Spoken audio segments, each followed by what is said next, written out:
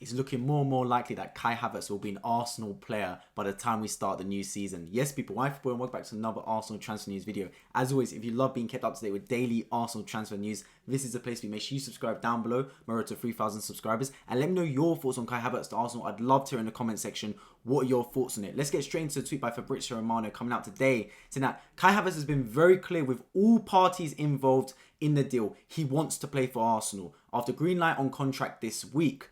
Personal terms agreed, new bid to be submitted soon. Understand there's hope to get a deal done after the international break. And it seems that the advancements has been very rapid on Kai Havertz's side, definitely. The player wants to play for Arsenal, I don't blame him, right? Who wants to play for Chelsea right now? It looks like a sinking ship. Of course, Pochettino has come in, but we don't know how long it will take him to really implement his style on the current group of players. We already know that he's been very ruthless in terms of letting players go. For example, he's not even bringing back João Felix, who I thought was one of their better players from the loan spells. Kai Havertz hasn't had the greatest time at Chelsea. We all know he was brilliant at Bayer Leverkusen in the Bundesliga, playing in his home country, Germany. He got the move to the Premier League for a lot of money, by the way, 70, 80 million.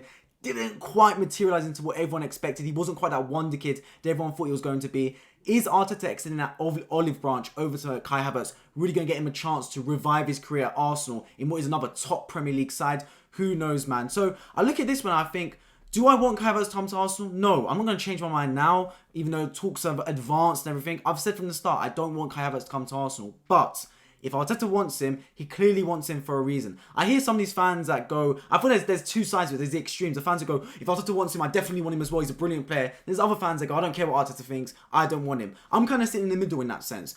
My opinion-wise, I don't think Havertz is a good player. Never. No, even when he was at Germany, right? I watched a couple of his games. I thought, you know what, he was good at times, but didn't really set the world alight for me. Went to Chelsea and my point was proved. Didn't really do enough. There's nothing he really dominates in that aspect. I don't think he's the tallest. He's not the strongest. He's not the quickest. He's not really good in his link-up play. He's not a clinical finisher. What does Kai Havertz really bring to the football pitch? I'm not too sure, to be honest with you guys. That's my opinion on it. Now, Arteta might see something that we don't. He might see Kai Havertz as playing that Xhaka role, potentially dropping into midfield. I mean, that box-to-box link, potentially alongside Martin Odegaard. But in my opinion, I think that's way too offensive. Way too offensive in my opinion, right? Because Martin Odegaard already is that link-up box-to-box player, but he's definitely more of an attacking-minded footballer. Kai Havertz would be the same as Odegaard. So what it would be is, right, you've got a 5 up front then, in Jesus, Saka, Martinelli/Trossard, then Kai Havertz and Martin Odegaard being that 5 attacking players, and the 6 behind them defend, basically, including the goalkeeper.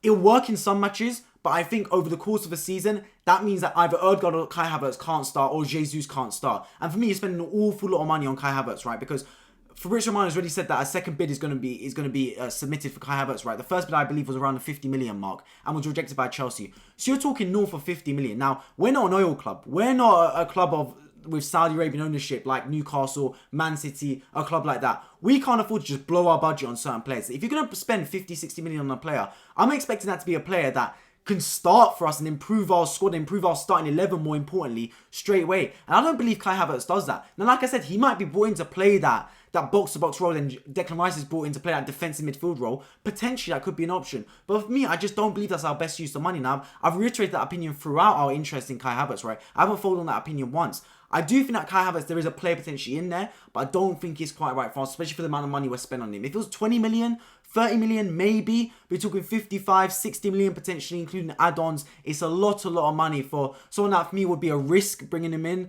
especially given how he's performed at Chelsea. He hasn't quite set the Premier League alight, but who knows, man. In terms of other news coming from FABRIZIO Romano, right? We've got a new one coming out. Understand there's concrete chance for Thomas Partey to leave Arsenal this summer. Clubs are interested, and there's our discussions about his exit. Current contract expiring in June 2025, and no talks to extend as of today. Arsenal priority remains Declan Rice. And if you guys have been here before, you would remember me saying this, right? I did expect Thomas Partey to leave the football club this summer. He's tailed off. No one can doubt that. Look, Thomas Partey on his day is a brilliant central defensive midfielder. Can compete with a lot of them. But his day isn't often enough. That's the main thing for me, right? And the other thing is his age, you got the court case surrounding him, etc. He hasn't quite been at the top of his game for the majority of the season. If anything, Jorginho has displaced him in the starting 11 towards the end of the season. There's a reason that Arteta wanted Caicedo in January, right? There's a reason out of the blue he bidded 60 million and 70 million for Moises Caicedo. Arteta foreshadowed Thomas Partey's drop-off.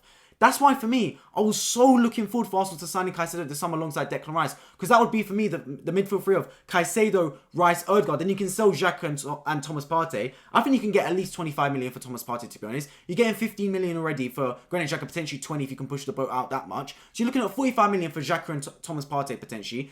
Then you can look to bring in Caicedo, who would be about 80 million. That would be offset. Obviously, you've got to pay about 35 million minus those two costs. And bring in Declan Rice as well. That would be the perfect midfield overall for me. Not just replacing Partey and Xhaka, but improving upon them for seasons to come as well. Because two young Premier League proven players. It looks like Arsenal have called their interest in what's the guy's name? Moises Caicedo. For now, it looks like Chelsea's his likely destination. But at the same time, still looks like Thomas Partey potentially could leave the club. So does that mean Declan Rice is being brought in as a defensive midfielder? Who knows? I still think Declan Rice has been brought in as a Granit Xhaka replacement. That's my genuine opinion on it. Because I think Arteta's probably told Granit Xhaka, look, I'd want you to stay, but you're not going to have as big as roles you've had this season, next season. We're going to bring Declan Rice to play in your position. That's what I genuinely thought.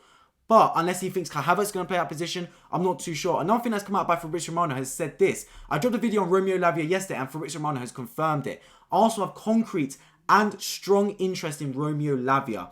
Relationship is excellent with his camp. Talks already took place.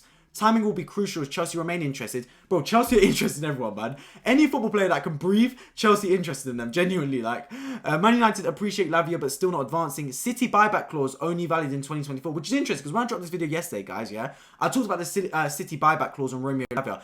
I didn't know how at the time that buyback clause is only relevant in 2024, next summer. So if we were to buy him this summer, right, City will not have the buyback clause in place, which means that deal is more likely to happen on Arsenal's behalf and for a cheaper amount of money, which is good. Now, that's the thing with Lavia. I spoke a lot about him yesterday, so if you want to hear more about him, definitely check out my video yesterday, Romeo Lavia. I'm going to give a quick rundown. His age, man. He's still only 19. I don't think he's quite good enough to start for Arsenal Football Club. If you bring him in, and it's going to be a lot of money for Lavia, I'm talking 35 million at least, he's going to have to be brought in as a Thomas Partey backup for me, or backup to another defensive midfielder. I don't think it's the time for that right now. Arsenal, we've got bigger problems. We got to build our squad up and build our starting 11 up to compete with Man City, genuinely. We haven't got the time to start bringing in youth players to really develop them, give them time to really mould into that starting position. Nah. Right now, we've got the Champions League football on our side. While you've got that attractiveness about you, bring in the top players, man. Because you never know. Next season, we might finish out the Champions League. Then we're back to square one again, having to convince players to join our club. So while you've got the real Champions League lights around you, while you've got that real attractiveness, while you're a massive club in Arsenal, which we always will be, you got to bring in the top players, man. You got to bring the top players because right now we're one of the most attractive clubs to come to. Out of all clubs in Europe, genuinely. Like, we're pulling Declan Rice away from Bayern Munich right now. That's how it is. So yeah, like I said, a lot of activity happening on the Arsenal front right now. It seems Thomas Partey potentially could leave, but more importantly, Kai Havertz to Arsenal is advancing. A second bid is imminent, and Arsenal are looking to get this deal done as soon as the international break is over.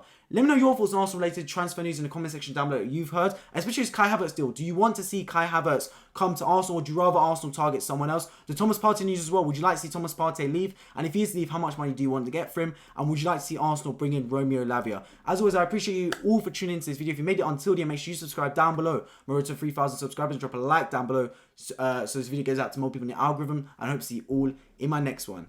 Take care.